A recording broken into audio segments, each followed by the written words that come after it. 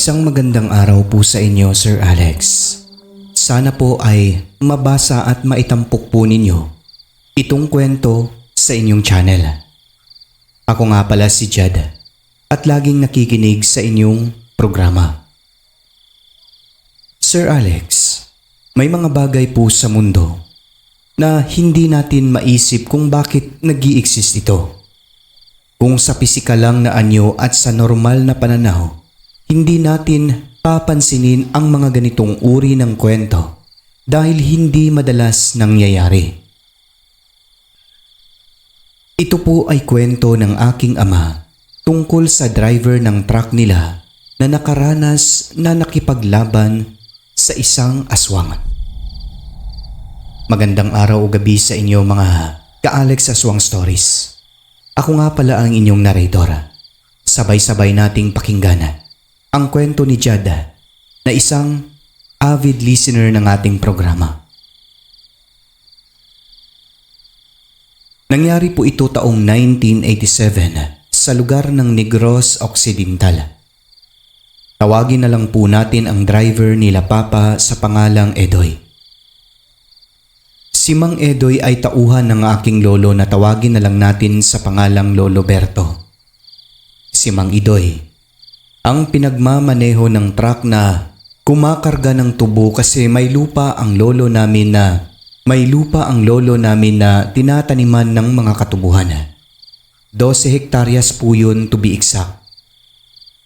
Si Mang Edoy po, Sir Alex, ay mayroong asawa at 2 anak. Seryoso po siyang tao ayon sa aking tatay. Kahit minsan, hindi daw nila narinig si Mang Edoy na nagbiro kahit na sa inuman.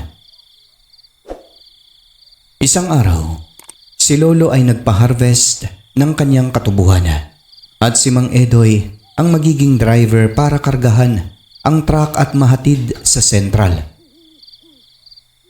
Matapos makapagkape at pinagbili na ni Lolo si Mang Edoy, ay agad itong inihanda ang truck para sa magiging biyahe niya. Bali 3 trip po sa isang linggo ang dapat magawa ni Mang Edoy. Dati, si Papa ang sumasama sa kanya para maging helper sa truck, pero hindi ito makakasama sa kanya ngayon dahil masama ang pakiramdam ng aking tatay. Wala naman siyang mahanap na magiging helper, kaya siya na lang mag-isa at may kaalaman naman si Mang Edoy sa pagre-repair ng truck kung sakaling magkaaberya. Malayo po ang lugar ng tubuhan ni Lolo kaya kumpleto sa baon si Mang Edoy. May mga dala siyang dilata ng sardinas at bigas. May kaldero na maliit na kanyang ginagamit kapag magluluto. Nang makarating si Mang Edoy sa lugar, ay agad niyang nakita na nag-aantay ang mga tapasero para kargahan ang truck ng tubo. Nagtanong siya sa mga tapasero kung nakapagtanghalian na ba ang lahat. At sumagot naman ang mga ito na oo. Nang dahil doon ay ipinuwesto na ang kanyang truck malapit sa ikakarga nilang tubo at naghanap ng puno na masisilungan habang naghihintay na mapuno ang truck. Nang matapos at mapuno na nga ito, ay nag-check na siya sa mga gulong at molye para siguraduhin na kaya ng truck ang bigat na karga. Mabagal lamang ang takbo niya na may pag-ibayo sa daanan si Mang Edoy at siguradong gagabihin siya sa daanan sa bagal ng kanyang usad. Habang binabantayan niya ang daanan, ay may nakita siyang matandang babaeng naglalakad sa daan at mayroon itong dalang sako. Hindi naman bago sa kanya ang ganon. Kahit puro tubo at punong kahoy ang paligid, ay talagang may makakasalubong kang tao sa daan dahil may mga kaunting bahay din naman doon. Minsan pa niyang tinignan ang matanda na yun sa side mirror at napansin niya na tumigil ito sa paglalakad tapos nakatitig sa kanya ng medyo nakakakilabot. Madilim na at ilang milya pa ang layo bago makarating sa pinaka-highway. Ang lugar ay bihirang may mga bahay sa paligid ng dinadaanan at puro tubo lamang o di kaya mga bakanting lote at mga kakahuyan ang madadaanan doon. Nang napansin niya na may bahay sa unahan dahil sa may liwanag ito, ay nagdesisyon siya na hihinto na lang muna doon at mag-aasikaso ng kanyang hapunan. Maya-maya pa ay may isang lalaki na lumabas sa bahay na yon at bumati sa kanya ng magandang gabi. Tinanong siya nito kung okay lang ba siya. Sumagot naman si Mang Edoy at sinabi na okay lang. Dito lang muna ako magpapahinga sandali. Magsasaing lang ako ng pagkain ko dito sa gilid ng truck. Okay lang ba dito? Okay lang naman. Truck pala yan ni Mang Berto? Nakilala ng lalaki ang truck na iyon. Kaya sumagot si Mang Edoy at sinabing oo. Driver niya ako at nagpatapas kasi sila ng tubo. Eto, kaya pala. Habang naghihintay na maluto ang sinaing ay nagkwentuhan naman si Mang Edoy at yung lalaki na tawagin na lang natin sa pangalang Mang Tensyo. Medyo tumagal ang kanilang kwentuhan hanggang sa natapos ang hapunan. Doon ay nagpaalam na si Mang Edoy kay Mang Tensyo para makahabol ito sa linya ng mga truck sa sentral. Mga 1 milya pa ang layo ni Mang Edoy mula sa bahay ni Mang Tensyo.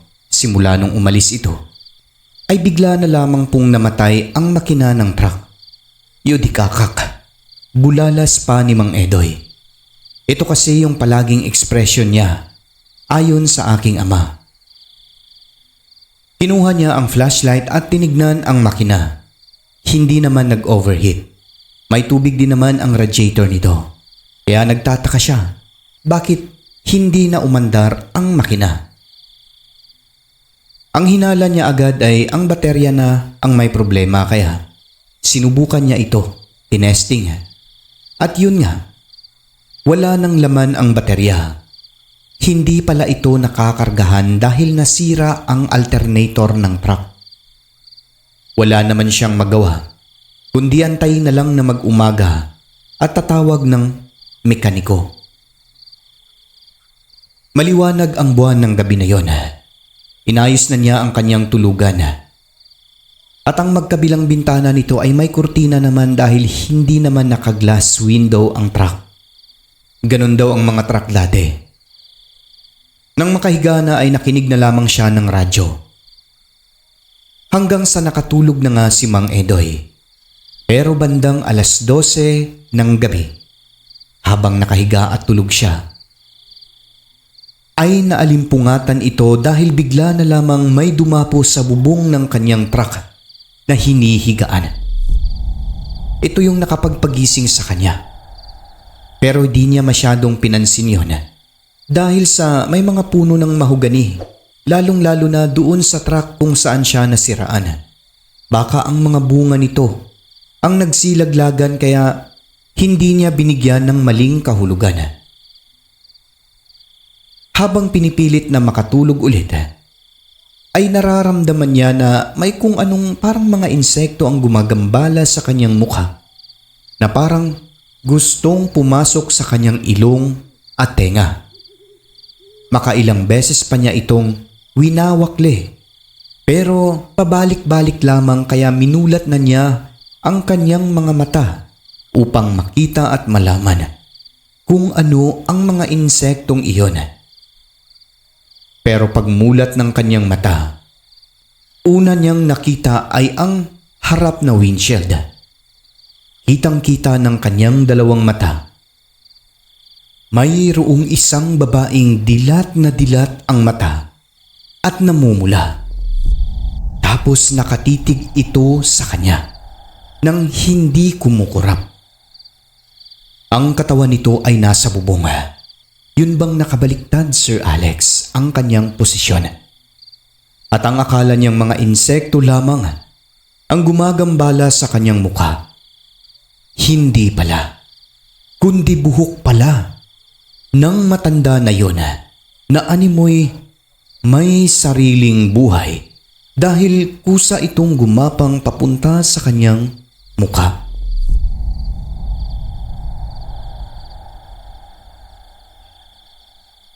Buhaghag ang kanyang mga buhok. Ang inakala niyang insekto lang, aswang na pala na nasa kanyang harapan. Sa sobrang gulat ay napabulalas siya at agad kinapa ang handle na jack sa likod ng upuan. Pagkatapos ay pilit na pinapaalis ang aswang sa labas ng bintana. Hinahampas niya ito doon. Gaya nga ng sabi ko, walang salamin yung mga pintuan ng truck na yon. Lumabas siya at doon ay hinahampas niya ang aswang sa harapan. Umalis ka dyan! Umalis ka dyan! Aswang ka! Pero di niya tinatamaan ito. Pilit din siyang hinahablot nito. Lumalaban sa kanya. Pero bigla naman itong naglaho. Dito na. Naisip niya ang bahay ni Mang Tensyo at doon nang hindi na niya mahagilap ang aswang. Walang ano-ano ay binuksan na niya ang pintuan ng kanyang truck at kumaripas ng takbo patungo sa bahay ni Mang Tensyo. Walang lingon-lingon at nagsisigaw siya ng tulong. Tulong! Tulong! May aswang dito! Tulong! Nang malapit na siya sa bahay ni Mang Tensyo, nakita niyang may nagsindi ng ilaw na ipinagpasalamat niya. Lalo na nung lumabas si Mang Tensyo na may hawak na lampara at itak. Hingal na hingal siya noon. Parang mahihilo na sa takot. Tanong ng tanong si Mang Tensyo sa kanya kung ano ang nangyari. Pero dahil sa hingal at nerbiyos ay hindi niya kaagad nasagot ang mga tanong nito. Pinakalma siya ni Mang Tensyo. Halika muna dito sa loob. Halika. Sobrang dilim dyan. Baka sumunod sa iyo ang aswang na yun. Nagmamadali na silang pumasok sa loob ng bahay ni Mang Tensyo. Pinakalma siya nito, binigyan ng tubig. At nung kumalma na, ay dito na siya nakapagkwento. Sinabi niya yung lahat na nangyari. Nagulat si Mang Tensyo sa kanya. Halos hindi ito makapaniwala na inatake siya ng aswang. Nag-alok naman ito sa kanya na doon na lamang muna matulog sa kanyang bahay hanggang mag-umaga. Nagpasalamat si Mang Edoy noon. Pakiramdam niya kasi nandoon pa rin ang aswang nakasunod lamang sa kanya. Hindi lang siguro umatake ulit dahil may hawak-hawak siyang pangdepensa. Yun yung bakal na ginagamit niya sa truck. Kinaumagahan ay maaga pang gumising si Mang Edoy dahil inaalala niya yung truck na baka pag nakawan ito. Malay natin kasi sa ganung lugar kahit na wala masyadong tao.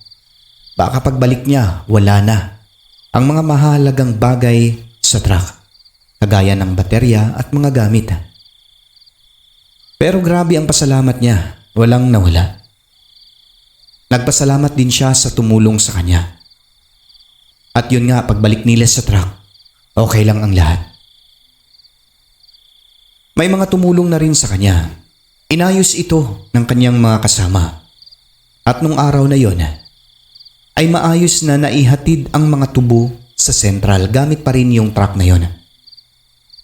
Matapos ang trip ay dumiretso na si Mang Edoy kina Lolo at doon ay nagkwento sa mga nangyari. Halos hindi rin sila makapaniwala sa naranasan ng driver ni Lolo kasi unang beses ito Pero kita sa mukha ni Mang Edoy ang sobrang seryoso habang nagkukwento. Kaya naniwala sila dito. Magmula po nun Sir Alex, sa tuwing aalis si Mang Edoy ay pinapasamahan na ni Lolo Berto sa tatay ko o sa kung sino mang helper na pwedeng sumama sa kanya. Mahirap din po kasi yung kanyang naging experience sa aswang na iyon. Pero kung papatayin talaga siya, siguro pwedeng dumaan doon sa pintuan na walang salamin. Pwedeng pumasok ang aswang doon, di ba? Pero siguro tinakot lang siya. Kasi kung ikaw, aswang ka na may balak sa tao na yun, dapat doon ka na dumaan sa malaking butas, di ba? Tapos sinalakay mo na yung biktima doon. Pero hindi ganun ang nangyari eh. Kaya paniguradong tinakot lang siguro siya. Sa awa ng Diyos, hindi naman na naulit ang karanasan ni Mang Edoy na yun. Pero sa bawat magiinom daw sila, kasama ang ibang tauhan nila lolo, ay naikukwento talaga niya ang karanasan niya sa aswang. Isang karanasan na aniya ay dadalhin na niya habang buhay. Yun lamang po ang kwento ko sa inyo, Sir Alex. More power po sa inyong programa. Maraming salamat naman po sa iyo, Jad, no? Sa iyong story. Magandang kwento po, sir. Sana may mga kwento pa po kayo dyan. Isend nyo lamang po dito sa atin at babasahin natin on cam, mga kaibigan. Huwag niyo po kalimutan mag-subscribe, mag-like at i-share po yung mga video natin ngayon. Or yung kahit na yung mga lumang video po natin. Para makabalik po tayo, mga kaibigan, tulungan nyo naman po ako. Maraming salamat sa inyo. Tatanawin ko pong malaking utang na loob sa inyong lahat. Yung pag-subscribe nyo po dito sa aking programa at pag-share ng ating mga kwento. Hoping na makabalik po tayo sa ating normal na Muli, magandang gabi po sa inyong lahat, mga kaibigan. Maraming salamat sa pagsubaybay. Ako ang inyong narrator dito sa programa natin, Alex Aswang Stories. Magandang gabi.